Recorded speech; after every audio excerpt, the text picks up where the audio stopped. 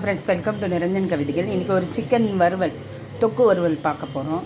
அதுக்கு என்ன பண்ணியிருக்கேன், எண்ணெய் ஊற்றிருக்கேன், கொஞ்சம் ஒரு ஏலக்காய், ஒரு கிராம்பு, பட்டை, அவ்வளோதான் போட்டிருக்கேன். சோம்பு எதுவுமே சேர்க்கல நான் இதில். இப்போ இதுக்கு கொஞ்சமாக வெங்காயம் சேர்த்துக்கிறேன்.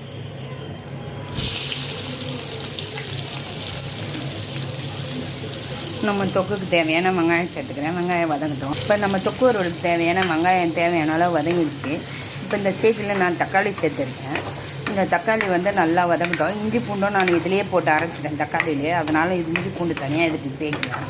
இப்போ நம்ம தக்காளி நல்லா எண்ணெய் பிரிஞ்சு விட்டோம். அதுக்குள்ளே நம்ம சிக்கனை கழுவி வந்துட்டோம். இங்கே பாருங்கள், நம்ம சிக்கன் தொக்கு வறுவலுக்கு தேவையான வெங்காயம் எண்ணெய் பிரிஞ்சு வந்துச்சு. இந்த ஸ்டேஜில் நம்ம சிக்கனை கழுவி சேர்த்துட்டோம்.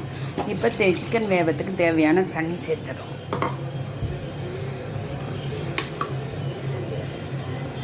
சிக்கன் தண்ணி சேர்த்துட்டேன். இப்போ என்ன பண்ண போகிறேன், இதுக்கு தேவையான மிளகாய் பொடி சேர்க்கணும்.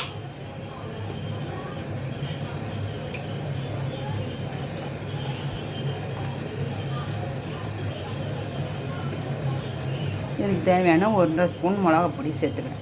இப்போ நம்ம சிக்கன் நல்லா வெந்து வரட்டும். எப்படி இருக்குதுன்னு பார்க்கலாம். சிக்கன் தொக்கு வறுவல் சூப்பராக இருக்கும். அந்த தொக்கு சாம்பார் சாதம் எல்லாத்துக்குமே நல்லாயிருக்கும். ரசம் எல்லாத்துக்குமே இந்த தொக்கு சூப்பராக இருக்கும். நம்ம சிக்கன் தொக்கு வறுவல், ஒரு மட்டன் குழம்பு வச்சுட்டு நம்ம சிக்கன் தொக்கு வறுவல் பண்ணிவிட்டு சாப்பிட்டோம்னா அவ்வளோ அற்புதமாக இருக்கும். இதை கடாய் சாதமாக கூட பண்ணி சாப்பிட்லாம்.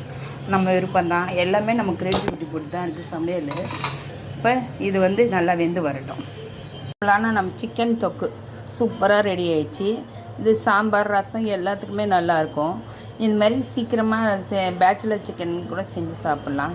வெங்காயம் தக்காளி கட் பண்ணி போட்டு கூட இந்த மாதிரி பேச்சுலர் சிக்கனாக செஞ்சு சாப்பிட்டா சூப்பராக இருக்கும். இது கடாய் சோறாகவும் செஞ்சு சாப்பிட்டாலும் சூப்பராக இருக்கும்.